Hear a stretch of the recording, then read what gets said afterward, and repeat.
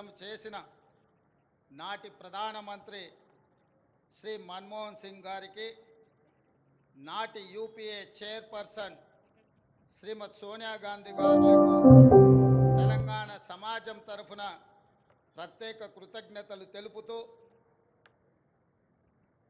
4 కోట్ల తెలంగాణ ప్రజలకు తెలంగాణ ఆవిర్భావ దినోత్సవ శుభాకాంక్షలు. స్వేచ్ఛ తెలంగాణ జీవన శైలిలో భాగం. బానిసత్వాన్ని తెలంగాణ భరించదు. ప్రేమను పంచడం, పెత్తనాన్ని ప్రశ్నించడం మన తత్వం. ఆకలినైనా భరిస్తాం కానీ స్వేచ్ఛను హరిస్తే సహించం. దాశరథి చెప్పినట్టు తెలంగాణ అమాయకపు నిరజానే కానీ అన్యాయం జరిగితే తిరగబడే నైజం కూడా మనలో ఉంది. సంక్షేమం ముసుగులో ప్రజాస్వామ్యాన్ని చెరబట్టాలని చూస్తే తెలంగాణ భరించదు. ప్రాంతేతరుడు ద్రోహం చేస్తే పొలిమేరల వరకు తరిమి కొడతాం. ప్రాంతం వాడే ద్రోహం చేస్తే ప్రాణాలతోనే పాతి పెడతాం అన్న కవి కాళోజీ మాటలు అక్షర సత్యాలు. మిత్రులారా, డిసెంబర్ 7, 2023న ప్రారంభమైన ప్రజాపాలనలో స్వేచ్ఛ పునరుద్ధరణకు మొదటి ప్రాధాన్యత ఇచ్చాం. ముళ్ళ కంచెలు, ఇనుప గోడలు తొలగించాం. పాలకులు పాలితుల మధ్య గోడలు బద్దలు కొట్టాం. మున్సిపల్ కౌన్సిలర్ నుండి ముఖ్యమంత్రి వరకు ప్రజలకు అందుబాటులో ఉండే పాలన తెచ్చాం. మేం సేవకులం తప్ప పాలకులం కాదన్న నిజాన్ని నిరూపించాం. ప్రగతి భవన్ను మహాత్మా జ్యోతిరావు పూలే ప్రజాభవన్గా పేరు మార్చి ప్రజలకు అందుబాటులోకి తెచ్చాం. అక్కడ ప్రతి మంగళ శుక్రవారాల్లో ప్రజావాణి కార్యక్రమాన్ని నిర్వహిస్తున్నాం. ప్రజల సమస్యలు నేరుగా విని పరిష్కరిస్తున్నాం. ఆనాడు సచివాలయంలోకి ఈరోజు సామాన్యుడు కూడా రాగలిగే పరిస్థితి తెచ్చాం. ఇందిరా పార్కులో ధర్నా చౌక్కి అనుమతి ఇచ్చాం. మీడియాకు స్వేచ్ఛనిచ్చాం. ప్రతిపక్షానికి గౌరవం ఇచ్చాం. మా నిర్ణయాల్లో లోటుపాట్ల సమీక్షకు అవకాశం ఇస్తున్నాం. తప్పులు జరిగితే సరిదిద్దుకోవడానికి సిద్ధంగా ఉన్నాం. మేమే సర్వజ్ఞానులం అన్న భ్రమలు మాకు లేవు. అందరి సలహాలను, సూచనలను స్వీకరించి చర్చించి ముందుకు వెళుతున్నాం. ప్రజలకు స్వేచ్ఛ, సామాజిక న్యాయం, సమాన అవకాశాలు ఇవ్వాలన్నది మా ప్రభుత్వం యొక్క ప్రాధాన్యత. జూన్ 2, 2014 నాడు తెలంగాణ భౌగోళిక ఆకాంక్ష నెరవేరింది. అంతటితో మనం లక్ష్యం చేరినట్టు కాదు. ఉద్యమ లక్ష్యాలు, అమరుల ఆశయాలు సాధించిన నాడే తెలంగాణ సాధనకు సార్థకత వస్తుంది. దశాబ్ద కాలం అన్నది ఒక మైలురాయి. ప్రజల ఆశలు, ఆశయాలు నెరవేర్చడంలో మనం ఎక్కడ ఉన్నామన్నది సమీక్షించుకోవాల్సిన సందర్భం ఈ దశాబ్ది ఉత్సవం. నేను రాజకీయ విమర్శల జోలికి పోను, కానీ చరిత్రను సమీక్షించుకున్నప్పుడే భవిష్యత్తుకు పునాదులు వేసుకోగలం. తప్పప్పులను గుర్తించి దిద్దుబాటు చేసుకోవడం విఘ్నుల యొక్క లక్షణం. 10 ఏళ్ల పాలన తెలంగాణ 100 ఏళ్ల విధ్వంసానికి గురి అయింది. భౌతిక విధ్వంసమే మాత్రమే కాదు, తెలంగాణ మూల స్వభావమైన స్వేచ్ఛపై దాడి జరిగింది. సామాజిక న్యాయం మేడి పండు చందంగా మారింది. ప్రజలందరికీ చెందాల్సిన రాష్ట్ర సంపద గుప్పెడు మంది చేతుల్లోకి చేరింది. తెలంగాణ సంస్కృతి, సాంప్రదాయాలు విధ్వంసానికి గురయ్యాయి. ఆర్థిక విధ్వంసం సంగతి చెప్పనక్కరలేదు. ఇదంతా గతం. ప్రజలే, ప్రజల కోసం, ప్రజల చేత ఎన్నుకోబడిన ప్రభుత్వం ఇప్పుడు తెలంగాణలో ఉంది. ప్రజా ప్రభుత్వంలో జరుపుకుంటున్న మొదటి ఆవిర్భావ దినోత్సవం ఇది. అందుకే ఈ ఆవిర్భావ దినోత్సవానికి చరిత్రలో ప్రత్యేక స్థానం ఎప్పటికీ ఉంటుంది. మిత్రులారా, తెలంగాణ ప్రదాత, మనకు మాతృ సమానురాలైన శ్రీమతి సోనియా గాంధీ గారిని ఈ పండుగకు ప్రత్యేకంగా మా మంత్రివర్గం 4 కోట్ల ప్రజల తరఫున ఆహ్వానించాం. ఏ హోదాలో సోనియా గాంధీని ఆహ్వానించారని అడుగుతున్నారు. నేను చెప్పదలుచుకున్న బిడ్డ ఇంట్లో శుభకార్యానికి తల్లికి హోదా కావాలా? తల్లిని ఆహ్వానించడానికి బిడ్డకు ఒకరి పర్మిషన్ అవసరమా? ఏ హోదా ఉందని, ఏ పదవిలో ఉన్నారని మహాత్మా గాంధీని మన జాతిపితగా గుర్తించుకున్నాం. తెలంగాణ చరిత్ర ఉన్నంత వరకు శ్రీమతి సోనియా గాంధీని ఈ సమాజం తల్లిగా గుర్తించి గౌరవిస్తుంది. ఈ గడ్డతో ఆ తల్లి బంధం రాజకీయాల బంధము కాదు, ఆ తల్లి బంధం పేగు బంధం ఈ తెలంగాణతో. ఈ దశాబ్ది ఉత్సవాల శుభ సందర్భంలో అమరుల ఆశయాలు ప్రజలు కళలు నెరవేర్చే దిశగా ప్రజాప్రభుత్వం కొన్ని కీలక నిర్ణయాలు తీసుకుంది. అందులో ప్రధానంగా సాంస్కృతిక పునరుజ్జీవనం, ఆర్థిక పునరుజ్జీవనం, ఈ రెండు ఇప్పుడు తెలంగాణ భవిష్యత్తు నిర్మాణానికి కీలక అంశాలు. ఈ దిశగా మన ప్రభుత్వం అడుగులు వేస్తుంది. మిత్రులారా, ఏ జాతికైనా తన సంస్కృతే తన అస్తిత్వం. ఆ సంస్కృతిని కాపాడటం ప్రభుత్వాల బాధ్యత. ఓనం నుండి బతుకమ్మ వరకు, సాయుధ పోరాటం నుండి స్వరాష్ట్ర ఉద్యమం వరకు మన సంస్కృతి, మన చరిత్ర గొప్పవి. సమ్మక్క సారలమ్మ నుండి జోగులాంబ వరకు, భద్రాద్రి రాముడు నుంచి కొమరం భీముడి వరకు అమరుల త్యాగాలు, హక్కుల ఉద్యమాల వంటి వాటితో తెలంగాణ గొప్ప చారిత్రక వారసత్వాన్ని కలిగి ఉంది.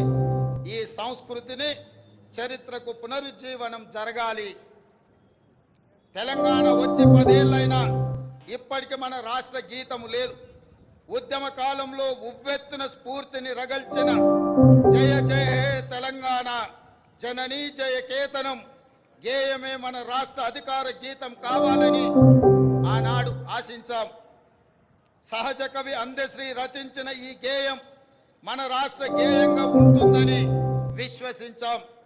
ప్రజల ఆకాంక్షల మేరకు ఈ పర్వదినాన జయ జయ హే తెలంగాణ గీతాన్ని రాష్ట్ర అధికార గీతంగా సగర్వంగా మా ప్రభుత్వం ప్రకటిస్తున్నది.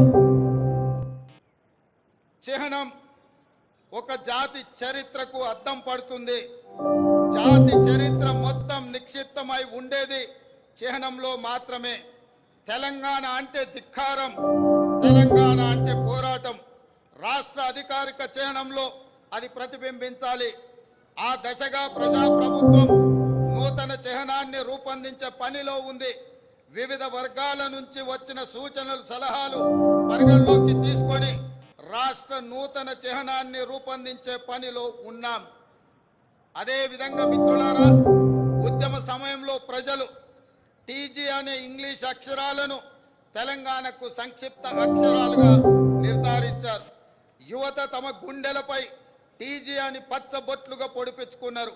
వారి ఆకాంక్షల మేరకు టీఎస్ స్థానంలో టీజీని పునరుద్ధరిస్తూ ప్రభుత్వం నిర్ణయం తీసుకున్నది. జననీ జన్మభూమిస్య స్వర్గాదపి గరీయసి అంటే జన్మనిచ్చిన తల్లి, జన్మనిచ్చిన భూమి స్వర్గం కంటే గొప్పవని అర్థం. తెలంగాణ తల్లి 4 కోట్ల ప్రజల యొక్క ఆకాంక్ష ప్రతిరూపంగా ఉండాలి. ఆ తల్లిని చూస్తే మన కన్న తల్లి యాదిలోకి రావాలి. సగటు తెలంగాణ గ్రామీణ మహిళా రూపమే తెలంగాణ తల్లి ప్రతిరూపంగా ఉండాలి. తెలంగాణ తల్లి కష్టజీవి, కరుణామూర్తి. ఈ రూపురేఖలతో తెలంగాణ తల్లి రూపానికి పునరుజ్జీవనం జరగాలి. త్వరలో ప్రజల ఆకాంక్షలను ప్రతిబింబించేలా తెలంగాణ తల్లి రూపుదిద్దుకుంటుంది. త్వరలోనే తెలంగాణ రాష్ట్రానికి తెలంగాణ తల్లి యొక్క ప్రతిరూపాన్ని మేము అందించబోతున్నాం. ఈ నిర్ణయాలు ఎవరికి వ్యతిరేకం కాదు, ఒక జాతి ఆకాంక్షలకు ప్రతిరూపం మాత్రమే. అదేవిధంగా మిత్రులారా, తెలంగాణ రాష్ట్ర ఆర్థిక పునరుజ్జీవనం మేము అధికారం చేపట్టే నాటికి రాష్ట్ర ఆర్థిక వ్యవస్థ పూర్తిగా విధ్వంసమైంది.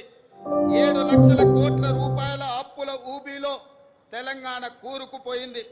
శాసనసభలో శ్వేతపత్రము పెట్టి వాస్తవాలు ప్రజల ముందు ఉంచాం. రాష్ట్ర సంపద పెంచి పేదలకు పంచడానికి ఆర్థిక పునరుజ్జీవనం జరగాల్సిన అవసరం ఉందని మా ప్రభుత్వం గుర్తించింది. మా ప్రభుత్వం ఆ దిశగా ప్రయత్నం చేస్తుంది. కఠినమైన ఆర్థిక క్రమశిక్షణ పాటిస్తూనే సంక్షేమం అభివృద్ధిలో రాజీ పడటం లేదు.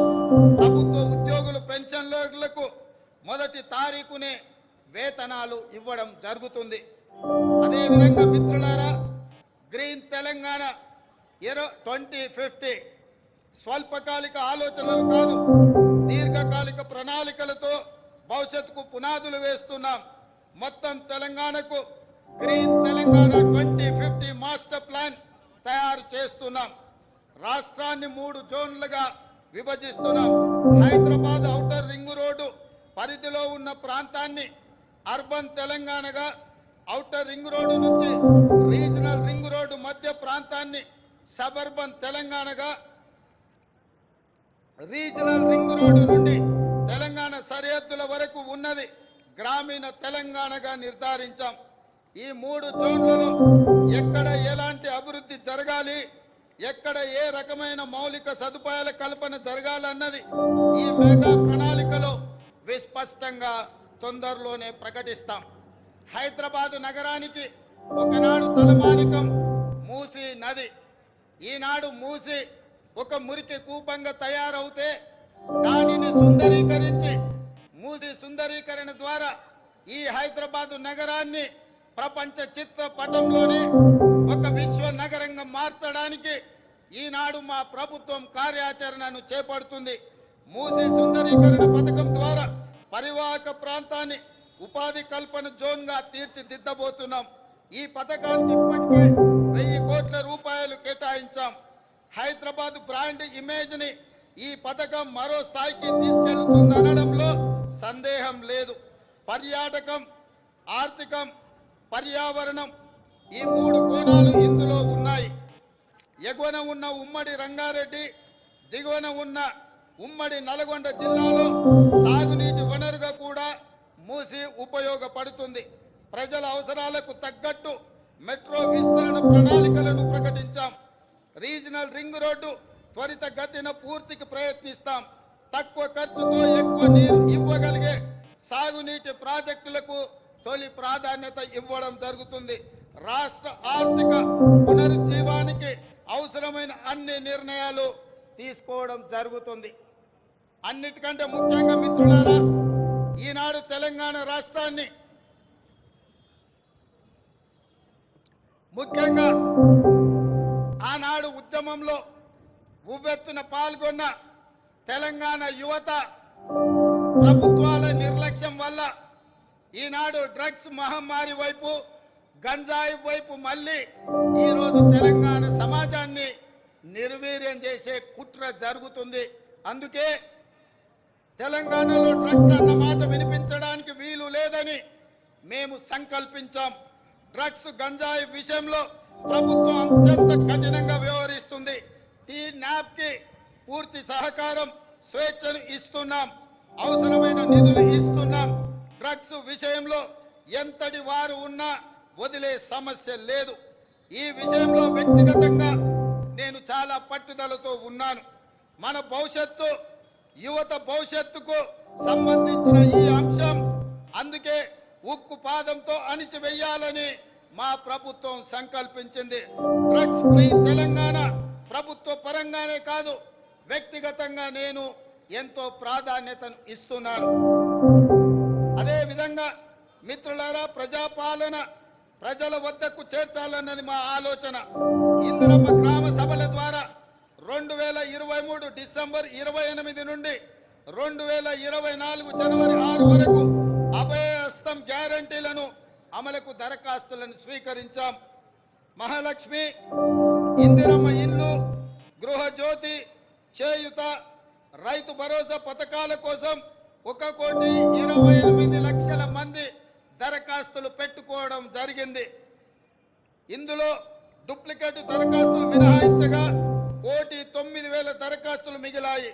ఈ దరఖాస్తులను కంప్యూటరీకరించి ఈ సమస్యలన్నింటిని కూడా పరిష్కరించి తెలంగాణ రాష్ట్రంలో పేద ప్రజలందరికీ సంక్షేమ పథకాలను అందుబాటులోకి తీసుకురావాలని నా మంత్రివర్గం ఉక్కు సంకల్పంతో ఈరోజు పనిచేస్తుంది. అదేవిధంగా మిత్రులారా, అధికారంలో వచ్చిన 48 గంటల్లోనే 2 గ్యారంటీల అమలుకు శ్రీకారం చుట్టాం. ఆడబిడ్డలకు ఉచిత బస్సు ప్రయాణ సౌకర్యాన్ని కల్పించాం. పైసా ఖర్చు లేకుండా రాష్ట్రంలో ఎక్కడికైనా ఉచితంగా వెళ్లే అవకాశం మహిళలకు, మా సోదరి మనులకు ఈ పథకం ఉపయోగపడుతుంది. ఈనాడు కోట్లాది మంది ఆడబిడ్డలు అమ్మగారింటికైనా అత్తగారింటికైనా భద్రాచలం గుడికైనా సమ్మక్క సారలమ్మ సందర్శనానికైనా కోట్లాది మంది మహిళలు వినియోగించుకుంటున్నారు అనంటే మా ప్రభుత్వానికి ఎంతో సంతృప్తినిచ్చింది ఈ ఉచిత బస్సు ప్రయాణ సౌకర్యం. అదే విధంగా బస్సులు సరిపోవడం లేదు, వాళ్లకు సమస్య అవుతున్నదంటే అదనంగా బస్సులను ఏర్పాటు చేయడమే కాదు, అదనంగా బస్సులను కూడా మా ప్రభుత్వం కొనుగోలు చేసి మా ప్రాధాన్యత మహిళల పట్ల అత్యధికంగా ఉంటుంది అని చెప్పి ఆ తల్లులకే ఈ ఉచిత బస్సు ప్రయాణాన్ని మేము అంకితం చేయడం జరిగింది. అదేవిధంగా పేదల ఆరోగ్య విషయంలో రాష్ట్ర ప్రభుత్వం ఆనాడు డాక్టర్ వైఎస్ రాజశేఖర రెడ్డి గారు ఉన్నప్పుడు శ్రీమతి సోనియా గాంధీ గారి నేతృత్వంలో ఆరోగ్యశ్రీ పథకాన్ని తీసుకువచ్చి పేద ప్రజలకు ఆరోగ్యాన్ని, కార్పొరేట్ వైద్యాన్ని అందించడం ద్వారా ఆ కుటుంబాలను ఆదుకునే విధంగా ఆనాడు ఆ పథకాన్ని ప్రవేశపెట్టడం జరిగింది. కొన్ని ప్రత్యేకమైన పరిస్థితుల వల్ల ఆ పథకం నిర్వీర్యమైన మళ్ళీ ప్రజాపాలన ప్రారంభించిన ఎంబడే మా ప్రభుత్వం, మా మంత్రివర్గం 5 లక్షల రాజీవ్ ఆరోగ్యశ్రీ పథకాన్ని పేదలకు ఉచిత వైద్యాన్ని అందించడానికి 10 లక్షల రూపాయలకు పెంచి డిసెంబర్ 9 నుంచి అమలు చేసి పేదల ఆరోగ్యాన్ని కాపాడే విధంగా ఈనాడు మా ప్రభుత్వం ముందుకెళ్తుంది. అందుకే ఈరోజు పేదల యొక్క ఆరోగ్యం మా ప్రభుత్వం యొక్క బాధ్యత అని చెప్పి సగర్వంగా నేను తెలియజేస్తున్నాను. అదేవిధంగా యువత ఉద్యోగాల నోటిఫికేషన్లు, పరీక్షల నిర్వహణ పారదర్శకంగా నిర్వహించడానికి తెలంగాణ పబ్లిక్ సర్వీస్ కమిషన్ ని ప్రక్షాళన చేశాము. 70 రోజుల్లోనే 30,000 మంది నిరుద్యోగ యువకులకు ఉద్యోగ అవకాశాలు కల్పించి ఉద్యోగ పత్రాలు ఎల్బీ స్టేడియంలో వాళ్ళ కుటుంబ సభ్యుల సమక్షంలో వాళ్ళ కళ్ళల్లో సంతోషాన్ని చూస్తూ మా ప్రభుత్వం నియామక పత్రాలను అందజేయడం జరిగింది. ఈనాడు నిరుద్యోగ యువకుల యొక్క ఉద్యోగ ఉపాధి అవకాశాలు మా ప్రభుత్వం ఎంతో ప్రాధాన్యతతో వాటిని నిర్వహిస్తున్నది. అదే విధంగా గ్రూప్ 1 నోటిఫికేషన్ ఇచ్చినాం. ఈ నెల 9న ప్రాథమిక పరీక్ష జరగబోతుంది. అదే విధంగా మెగా డిఎస్సి పోస్టులతో 11,062 ఉద్యోగ నోటిఫికేషన్లు ఇచ్చినాం. తొందరలోనే ఈ టీచర్ల నియామకాలను చేపట్టడం ద్వారా తండాలలో, గూడాలలో, మారుమూల పల్లెల్లో పేదలకు విద్యను అందుబాటులోకి తీసుకొచ్చి ప్రతి పేదవాడికి విద్యను అందించాలన్న లక్ష్యమే మా ప్రభుత్వం యొక్క లక్ష్యము. ఆ దిశగా మేము ప్రయాణం చేస్తున్నాం. అదేవిధంగా వయో పరిమితిని కూడా 44 సంవత్సరాల నుంచి 46 సంవత్సరాలకు పెంచి ఈ ఖాళీలను భర్తీ చేసే నిర్ణయం మా ప్రభుత్వం తీసుకున్నది. మిత్రులారా, రాష్ట్రంలో లక్షల మంది ప్రజల సొంత ఇళ్ల కోసం ఎదురు చూస్తున్నారు. వారి కలలు నెరవేర్చేందుకు భద్రాద్రి రాముడు సాక్షిగా ఇందిరమ్మ ఇళ్ల పథకాన్ని ప్రారంభించాం. పేదల కోసం ఈ ఏడాది 4,50,000 ఇండ్లను మంజూరు చేయడమే కాదు, 22,500 కోట్ల రూపాయలు నిధులు కేటాయించడం ద్వారా ప్రతి శాసనసభ నియోజకవర్గంలో 3,500 ఇళ్లు పేదవాళ్లకు నిర్మించి పేదవాడి సొంత ఇంటి కలను, చిరకాల స్వప్నాన్ని మా ప్రభుత్వం పూర్తి చేయాలని దృఢ సంకల్పంతో ముందుకు వెళ్ళడం జరుగుతుంది. అదేవిధంగా విద్యారంగ ప్రక్షాళన, తెలంగాణ ఎడ్యుకేషన్ హబ్ గా తీర్చిదిద్దాలని సంకల్పించాం. అందుకే ప్రతి మండల కేంద్రంలో అంతర్జాతీయ మోడల్ స్కూళ్లను నిర్మించడం మా బాధ్యతగా భావించి ఆ ప్రయత్నాన్ని ముందుకు తీసుకెళ్తున్నాం. అదే విధంగా స్కిల్ యూనివర్సిటీలను ఎంతో మందిని విద్యార్థులు పట్టాలు తీసుకుంటున్నారు, కానీ వాళ్ళకి స్కిల్ డెవలప్మెంట్ విషయంలో సరైన శిక్షణ లేకపోవడం వల్ల ఉద్యోగ ఉపాధి అవకాశాలలో కొన్ని ఇబ్బందులు ఎదుర్కొంటున్నారు. దానికోసమే తెలంగాణ యువతకు స్కిల్ యూనివర్సిటీలను ఏర్పాటు చేయడమే కాకుండా రాష్ట్రంలో దీనికి సంబంధించి అధికారుల బృందం ఇప్పటికే ఢిల్లీ, ఒడిశా, గుజరాత్ రాష్ట్రాల్లో పర్యటించి అధ్యయనం చేసింది. అదే విధంగా అమ్మ ఆదర్శ పాఠశాల కింద 26,825 పాఠశాలలో మౌలిక సదుపాయాల కల్పన, బాలికల కోసం ప్రత్యేక టాయిలెట్ల నిర్మాణం, మంచినీరు, విద్యుత్ సదుపాయం కల్పిస్తున్నాం. దీనికోసం 1135 కోట్ల రూపాయలు కేటాయించాం. ఇదే కాకుండా స్కిల్ డెవలప్మెంట్ విషయంలో రాష్ట్రంలో 65 ఐటీఐలు ఉంటే ఈ 65 ఐటీఐలను టాటా సంస్థతో ఒప్పందం చేసుకొని వాటిని అభివృద్ధి చేసి వాళ్లకు శిక్షణ ఇచ్చి ఉద్యోగ ఉపాధి అవకాశాలు కల్పించే విధంగా టాటా సంస్థతో మా ప్రభుత్వం ఒప్పందం చేసుకొని నిరుద్యోగ యువకులకు ఉద్యోగ ఉపాధి అవకాశాలు కల్పించాలని ఈనాడు మా ప్రభుత్వము కృత నిశ్చయంతో ఉన్నది. అదే విధంగా మిత్రులారా, తెలంగాణ సమాజం అంటేనే వ్యవసాయం. మన సంస్కృతి, మన సాంప్రదాయం అంటే వ్యవసాయం. ఈ వ్యవసాయానికి రైతును రాజును చేయడమే మా సంకల్పం. అందుకోసమే మా ప్రభుత్వం రైతు బాగుంటే రాష్ట్రం పచ్చగా ఉంటుందని విశ్వసించే ప్రభుత్వం. గతంలో రైతుకు ఉచిత విద్యుత్ రుణమాఫీ చేసిన చరిత్ర కాంగ్రెస్ పార్టీది, మా ప్రభుత్వానిది. ఈ ట్రాక్ రికార్డును ప్రజాప్రభుత్వం కొనసాగిస్తుంది. రైతుకు ఆర్థిక సాయం పథకంలో భాగంగా 69 లక్షల మందికి చెప్పిన మాట ప్రకారం 7,500 కోట్ల రూపాయలు వారి ఖాతాలో జమ చేసి ప్రతి రైతుకు రైతు భరోసా పథకంలో నిధులను విడుదల చేయడం జరిగింది. అదేవిధంగా ఇటీవల కాలంలో అకాల వర్షాలతో పంట నష్టం జరిగితే ప్రతి ఎకరాకు 10,000 రూపాయల నష్ట పరిహారం ఇవ్వడం జరిగింది. ధాన్య సేకరణ విషయంలో కూడా ఈరోజు 7,245 ధాన్య సేకరణ కేంద్రాలను ఏర్పాటు చేసి తండాలలో, గూడాలలో, మారుమూల పల్లెల్లో రైతులు పండించిన పంటను అక్కడే ధాన్య సేకరణ కేంద్రాలను ఏర్పాటు చేసి ఆ ధాన్యాన్ని సేకరించి తుట్టి, తాలు, తరుగు పేరు మీద తుట్టి తీయకుండా ప్రభుత్వం కఠినమైన చర్యలు తీసుకుంది. అకాల వర్షాలతో తడిసిన ధాన్యాన్ని కూడా కనీసం మద్దతు ధర ఇచ్చి కొనుగోలు చేసి రైతులను ఆదుకొని రైతులను కాపాడాలని, రైతులని రాజులుగా చెయ్యాలని మా ప్రభుత్వం దృఢ సంకల్పంతో పనిచేస్తుంది. ఇదే కాదు, ధరణి విషయంలో కూడా చాలా సమస్యలు, లక్షలాది సమస్యలు మా దృష్టికి వచ్చినాయి.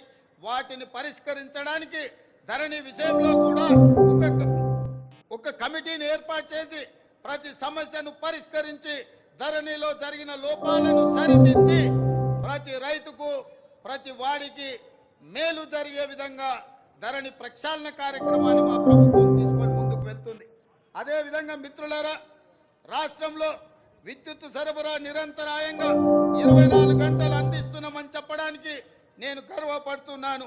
రాష్ట్ర చరిత్రలో ఎన్నడూ లేని విధంగా ఈ ఏడాది మార్చి 6న అత్యధికంగా 298 మిలియన్ యూనిట్ల విద్యుత్ సరఫరా చేసి రాష్ట్రం ఏర్పడిన తర్వాత అత్యధికంగా రికార్డును సృష్టించాం. నిరంతరాయంగా విద్యుత్తుని సరఫరా చేశాం. పేదల గృహాలకు, వ్యవసాయానికే కాదు భూమి లేని నిరుపేదలకు ప్రతి ఇంటిలో వెలుగులు చూడాలని, వాళ్ళ కళ్ళల్లో ఆనందం ఉండాలని ప్రతి పేదవాడికి 200 యూనిట్లు ఉచిత విద్యుత్తును అందించి పేదవాళ్ళకు అండగా నిలబడి ఈరోజు మా ప్రభుత్వం ముందుకు సాగుతున్నది. అదేవిధంగా మిత్రులారా, పెట్టుబడుల విషయం, రాష్ట్రంలో పెట్టుబడులు తీసుకొచ్చి తద్వారా ఉద్యోగ ఉపాధి అవకాశాలు కల్పించి రాష్ట్ర ఆదాయాన్ని పెంచి పేదలకు పంచాలన్న లక్ష్యంతో దావూస్ పర్యటన మా మంత్రి సహచరులతో పర్యటన చేయడం జరిగింది. ఈ పర్యటనలో 40,000 కోట్ల రూపాయలకు సంబంధించిన పెట్టుబడుల ఒప్పందాలు రాష్ట్ర ప్రభుత్వం చేసుకున్నది. ఇది పెట్టుబడుల ఆకర్షణలో ఒక గొప్ప రికార్డు. ఈ ఒప్పందం కార్యరూపం దాల్చే కార్యాచరణ మొదలు పెట్టాం. తద్వారా మన యువత ఉపాధి, ఉద్యోగ కల్పనలు ఈ ప్రభుత్వం కంకణబద్ధమై ఉంది. అదేవిధంగా మిత్రులారా, మహాలక్ష్మి పథకం, మహాలక్ష్మి ఈరోజు నాకు చాలా ఆనందంగా ఉంది. ఈ రాష్ట్ర అవతరణ ఉత్సవాలలో ఈనాడు పర్యటన చేస్తున్నప్పుడు ఇటువైపున అటువైపున వేలాది మంది మా తెలంగాణ ఆడబిడ్డలు ఇక్కడికి వచ్చి మా మహాలక్ష్ములందరూ మా ప్రభుత్వాన్ని ఆశీర్వదించడానికి వాళ్ళందరూ ఇక్కడికి రావడం జరిగింది. మనస్ఫూర్తిగా వారికి ధన్యవాదాలు తెలియజేస్తూ, మహాలక్ష్మి పథకం ద్వారా 1 కోటి మంది ఆడబిడ్డలను కోటీశ్వరులను చేయాలన్నది మా ప్రభుత్వ సంకల్పం. మహిళలు తయారు చేసే ఉత్పత్తులకు సరైన మార్కెటింగ్ సదుపాయం కల్పిస్తాం. వాళ్ళ ఉత్పత్తులను మార్కెటింగ్ చేసుకోవడానికి హైటెక్ సిటీ పక్కన శిల్పారామం దగ్గర 3 ఎకరాల స్థలాన్ని, వందలాది స్టాళ్లను పెట్టుకోవడానికి వాళ్ళకి స్థలాన్ని కేటాయించడం జరిగింది.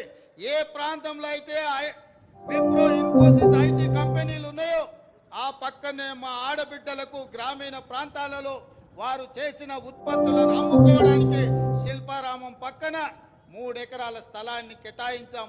అందులో వాళ్ళ ఉత్పత్తులను సగర్వంగా ఈ ప్రపంచానికి పరిచయం చేసే అవకాశం ఉంది. ఆ విధంగా మా ఆడబిడ్డలను పారిశ్రామికవేత్తలను చేసి కోటీశ్వరులుగా మార్చాలనే సంకల్పం మా ప్రభుత్వం తీసుకున్నది. మా ఆడబిడ్డల ఆశీర్వాదం మాకు ఎప్పుడు ఉండాలని నేను వారికి విజ్ఞప్తి చేస్తున్నా.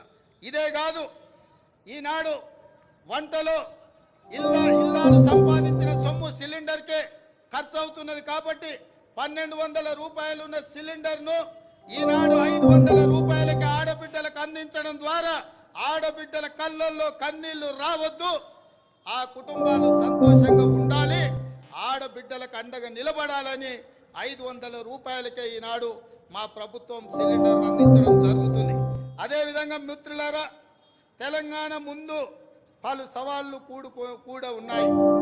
ముఖ్యంగా కృష్ణా గోదావరి జలాల్లో మన వాటా లెక్క తేల్చాల్సి అవసరం ఉంది. 10 ఏళ్లైనా నీటి పంపకాలు జరగలేదు. కేంద్రంపై ఒత్తిడి తెచ్చి త్వరగా నీటి వాటాలు సాధించుకొని సాగునీటి ప్రణాళికలు సమర్థవంతంగా అమలు చేసుకోవాలన్నది ప్రజా ప్రభుత్వం యొక్క ఆలోచన. హైదరాబాద్ ఉమ్మడి రాజధానికి ఈ రోజుతో కాలం చెల్లింది. ఆంధ్రప్రదేశ్లో ఆస్తుల విభజనకు సంబంధించి ఈ సమస్యలను సాధ్యమైనంత త్వరగా పరిష్కరించుకుంటాం. అదేవిధంగా మిత్రులారా, తెలంగాణ ప్రపంచానికి ఒక దిక్సూచి కావాలి. విశ్వ వేదికపై తెలంగాణ విజయ పతాక సగర్వంగా ఎగరాలి. పల్లె కన్నీరు పెడుతుందో అని ఒకనాడు ఆవేదనతో పాడిన తెలంగాణ పల్లెలు ఇకపై పచ్చని పైరులతో, పాడి పంటలతో, రైతుల ముఖాలలో చిరునవ్వులతో వెలగాలి. ఒకనాడు పొట్ట చేత పట్టుకొని పట్నంకు వచ్చిన యువత రేపటి నాటి ప్రపంచానికి మన సత్తా చాటే శక్తిగా మారాలి. తెలంగాణ ఇతర రాష్ట్రాలతో కాదు, ప్రపంచంతో పోటీ పడుతుందని నిరూపించాలి. మనకు శక్తి ఉంది, మనకు సత్తా ఉంది, తెలివి ఉంది, తెగింపు ఉంది, తాగాల చరిత్ర ఉంది. ఏం తక్కువ తెలంగాణకు? హైదరాబాద్ మన బ్రాండు, ప్రపంచ నెంబర్ 1 బ్రాండ్గా హైదరాబాద్ ఎదగాలి. తెలంగాణను ప్రపంచానికి డెస్టినేషన్గా మార్చాలన్న తపన ఉంది. దీనికి 4 కోట్ల ప్రజల ఆశీస్సులతో పాటు రాజకీయ, పరిపాలన, పత్రిక, న్యాయ, సామాజిక వ్యవస్థల సహకారం కావాలి. ఆ దిశగా ప్రతి ఒక్కరూ ప్రతి క్షణం ఆలోచన చేయాలి. ప్రజా ప్రభుత్వానికి మీ సంపూర్ణ సహకారం అందించాలని కోరుతూ, ఈ సందర్భంగా ఈ వేదిక మీద నుంచి అధికారిక చరిత్ర పుటలలో ఒక గొప్ప సన్నివేశాన్ని, ఒక గొప్ప నిర్ణయాన్ని ఆనాడు లోక్సభలో ఆమోదింపజేసుకొని ఈనాడు తెలంగాణ రాష్ట్రం ఏర్పడ్డది అనంటే అందులో మొట్టమొదటి త్యాగం, సాహసం శ్రీమతి సోనియా గాంధీ గారు యూపీఏ చైర్పర్సన్గా ఉక్కు సంకల్పంతో ఈ తెలంగాణ రాష్ట్ర ప్రక్రియను వారు ముందుకు తీసుకెళ్లారు.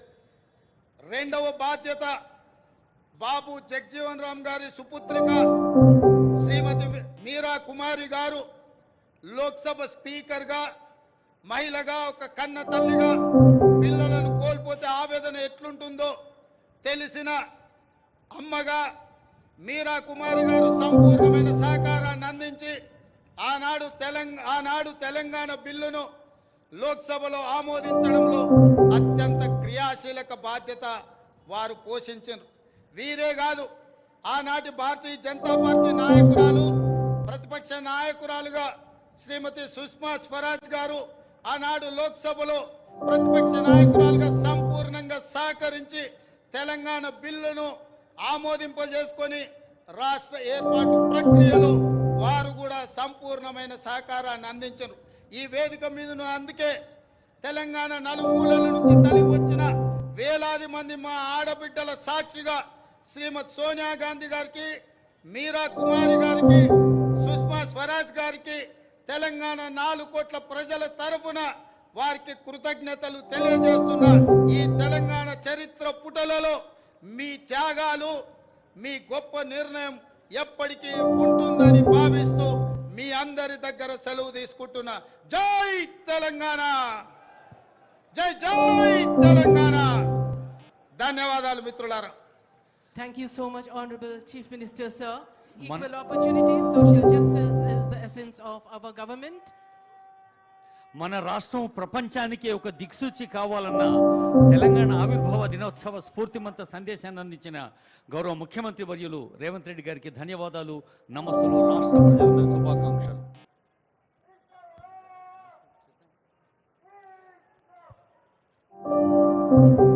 ఇప్పుడు ఐపీఎస్ అధికారిని ఆర్టీసీ జాయింట్ డైరెక్టర్ శ్రీమతి అపూర్వారావు గారు పోలీస్ అవార్డ్స్ను ఆహ్వానిస్తారు. ముఖ్యమంత్రి గారు సత్కరిస్తారు. Over to police awards. Awardees of President's Police Medal for Distinguished Services, Independence Day 2021. Sri B. Srinivasa Reddy, Joint Director, ACB.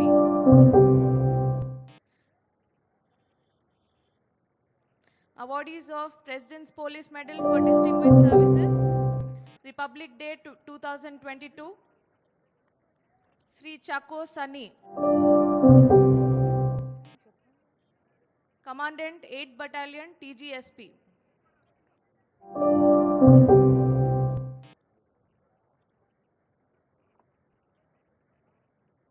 Sri G. Srinivasa Raju, Head Constable, PTO, Hyderabad City.